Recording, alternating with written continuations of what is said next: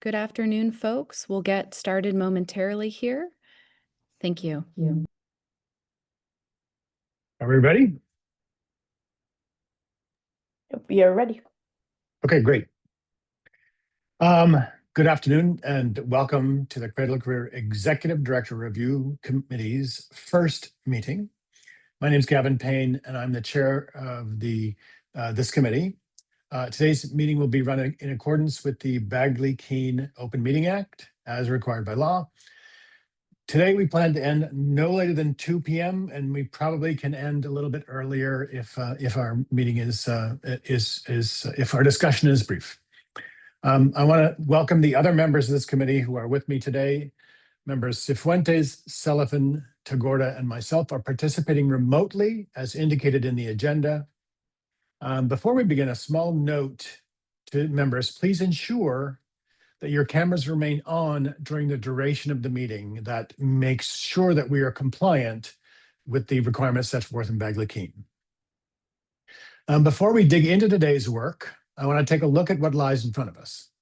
The purpose of today's meeting is to review the Executive Director Review process itself and discuss the performance review survey.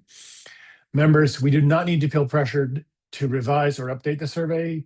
Keeping the questions consistent with ones that we have used in past years is important to preserve the continuity of our historical data. And as a board, we've determined that this is something that's of value to all of us.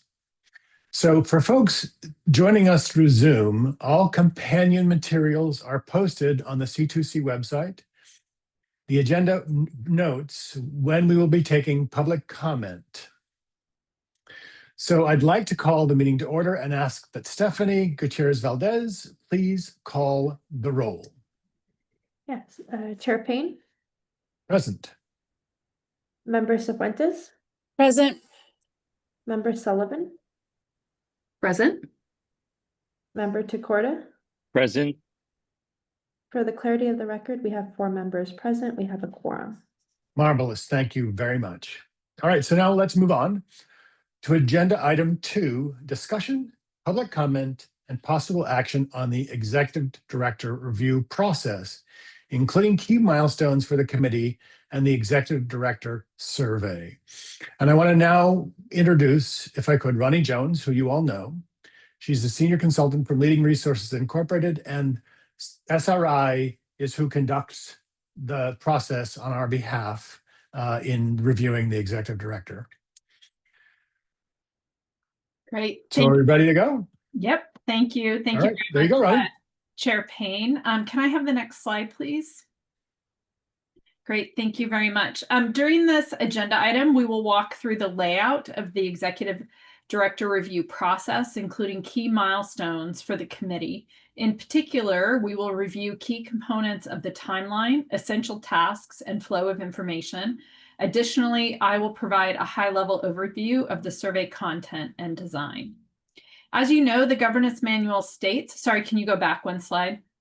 Thank you very much. The government manual states that the yearly performance review of the executive director is a critical activity of the governing board, which is intended to support the individual leading the Office of Cradle-to-Career Data and ensure the data system fulfills its mission.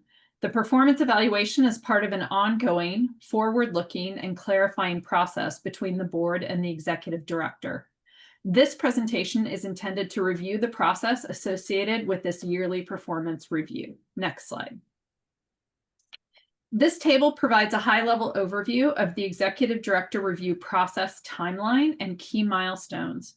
You can see that this timeline starts with today's meeting and ends with the February 25th Governing Board meeting, during which the board will consider the adoption of the committee recommended performance evaluation in closed session. Next slide. The first phase of the work that will begin today is survey preparation and adoption. Today we will review and discuss the Executive Director Review process and performance evaluation survey. At the November 4th Governing Board meeting, the board will have an opportunity to receive a presentation on the Executive Director process and timelines as well. Next slide, please. The next phase of the work will be survey completion and data analysis. This will take place from mid-November through December. Beginning after the November Governing Board meeting, the Executive Director will complete a self-evaluation using the survey form and will submit the self-evaluation by November 20th. Beginning on November 21st, the survey will be shared with all board members to complete. LRI, the firm that I work for, will send out the survey and board members will have until December 5th. This timeline will provide members with 2 weeks to complete the survey. During this time, LRI will be available to provide support accessing the survey and will send updates about completion rates to the board chair. In early December, LRI will provide the survey data to the board chair. Next slide. The final phase of the work will be the performance evaluation preparation, review, and adoption. This phase of the work will start in December and will culminate with the February board meeting. December through early January, the board chair will prepare the performance evaluation, taking into consideration the survey results and the survey summary. This committee will have a second meeting on January 8th, and the committee will review the draft performance evaluation written by the chair in closed session. Following this review, the chair will incorporate feedback to determine the performance review that will be brought to the full board at the February governing board meeting. And then in February of 2026, the chair and vice chair will meet with the executive director to discuss the committee recommended performance evaluation. Next slide. Finally, that brings us to the February 25th governing board meeting. The board will consider the adoption of the committee recommended performance evaluation in closed session. I'm going to pause here and see if there's any questions or clarifications about the schedule. Right. Any comments and questions? I don't see any raised hands. I don't see any. Thank you so much. Next slide, please. A little bit of background on the survey itself. At the August 25th governing board meeting, at the August 25th board meeting, the board established that the executive director review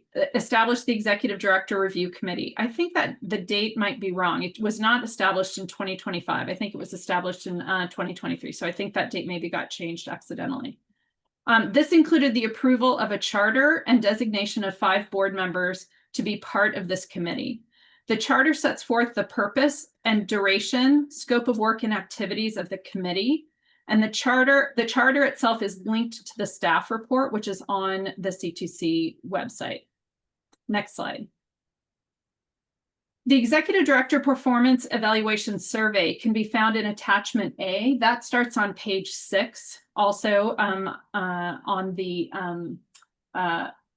Executive Director Review Committee agenda item. This is the survey that was approved by the board last year. It's the same one, same questions, same organization, and was an evolution of the previous year's survey. Last year, the committee made edits to the survey, building on what worked and made improvements over other areas. First, I will be reviewing the organization and structure of the survey. Next slide. The survey itself is organized into 8 topics with a total of 15 questions. You can see the 8 topics that are listed here, and I'm just going to pause and give you a sec to scan over those. The survey itself also includes 3 open-ended questions focused on achievements, strengths, and opportunities. Next slide. The first part of the survey incorporates some survey design best practices and includes improvements over the previous year.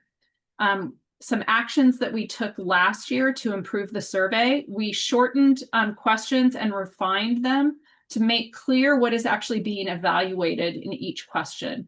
For example, we reduced phrases and actually reduced the overall number of words in the survey to make it easier to read. We also reduced the number of questions in order to help focus the survey overall and provide more time per question for members to complete it. We also reduced a little redundancy between some of the questions. Each question now addresses a single topic, avoiding combining staff, things like staff relationships, engagement, and systems management into one question, which had been a critique of the previous survey.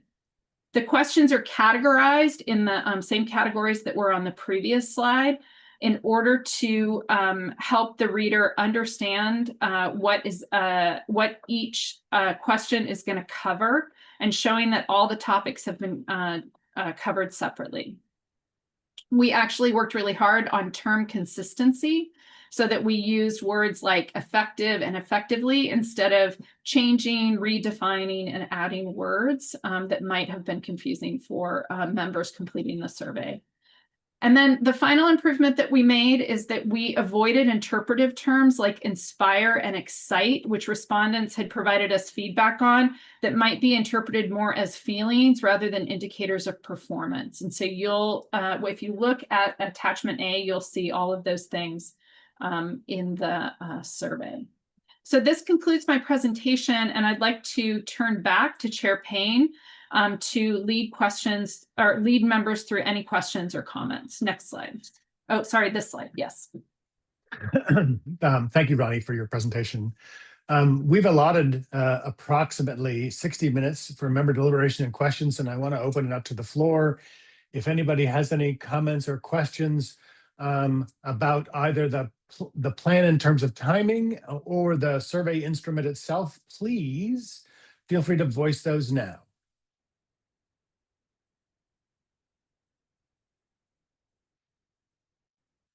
Scanning, scanning.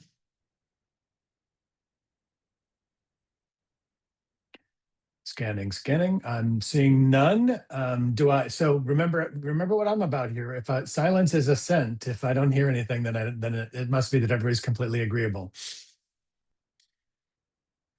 All right, good, fine. Let us move on there. Since there's no movement or no motion on the instrument or the plan, let us assume that those are copacetic and cool and go from there. Thank you for your review of the materials as they were sent to you, and by your agreement, and that the materials in the plan are sufficient for us going forward. Now, with that, let's move on to agenda item 3, general public comment. This section is reserved for general public comment. Please, Stephanie, if you would please walk us through this section. Yes, confirming that there's no one at the C2C office, let's open it up to Zoom. For members of the public that would like to make a comment, please raise your hand using the button at the bottom of the screen at this time.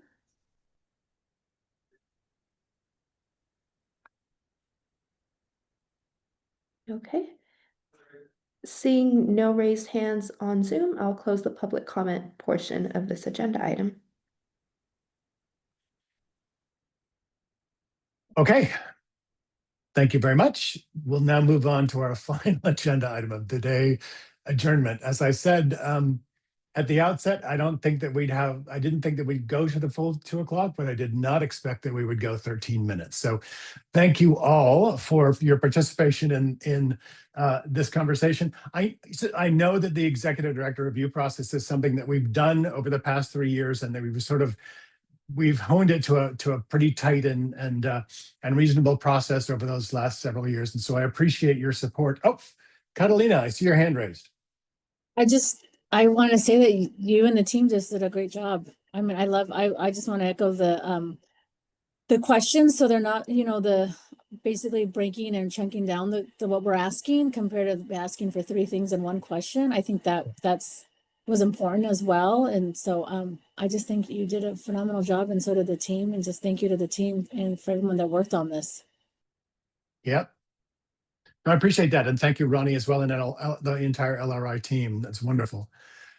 Thank you, everyone who joined today, specifically our committee members. I can't guarantee you that every meeting of this committee is going to be as efficient as this one is, especially those coming up at the end of the year.